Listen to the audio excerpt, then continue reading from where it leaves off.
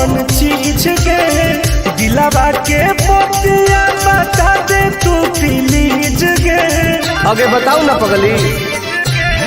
मिले आई बहुत तोरा से तो बेली कौन चीज गे दिलावा के बतिया बता दे तू प्लीज गे। सुन सीधे मिले आजो काहे शौक करो हिमाल पे एक बार चुमा ओठ पे देबो दो बार दोनों गाल पे। सीधे मिले आजो काहे शौक करो हिमाल पे एक बार चुमा ओठ पे देबो दो बार दोनों गाल पे। साचो हरे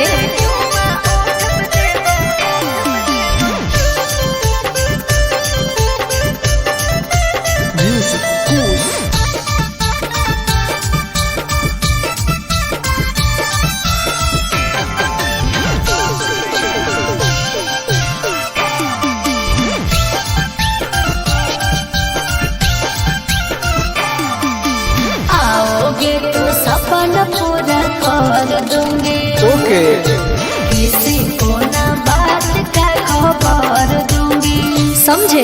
अगे देनी नहीं तो गरम हो तो परागे कि दिन में दिखाई देमी तारागे। हेरे फीलिंग हो तो प्यार वाला जब हाथ फिर में बाल पे एक बार चुमा ओठ पे देबो दो बार दोनों गाल पे। फीलिंग हो तो प्यार वाला जब हाथ फिर में बाल पे एक बार चुमा ओठ पे देबो दो बार दोनों गाल पे। विश्वास कर न रे।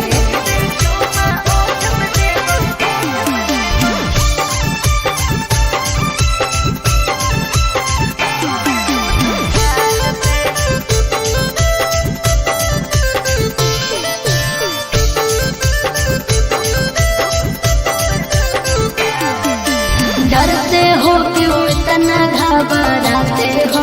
नहीं तो बोल के तुम मिलने नहीं आते हो। ऐसा नहीं है। आगे कैसे कहियो दिलवा कैसे सहो हो आनंद पारा काश टुन टुन कहो हो। हेरे हो जाएंगे दीवाना हमर सूट देखे लाल पे एक बार चुमा ओठ पे ली दो बार दोनों गाल पे। सीधे मिले आजो काहे शौक करो हिमाल पे एक बार चुमा ओठ पे ली दो बार दोनों गाल पे। आज है ओके बेबी।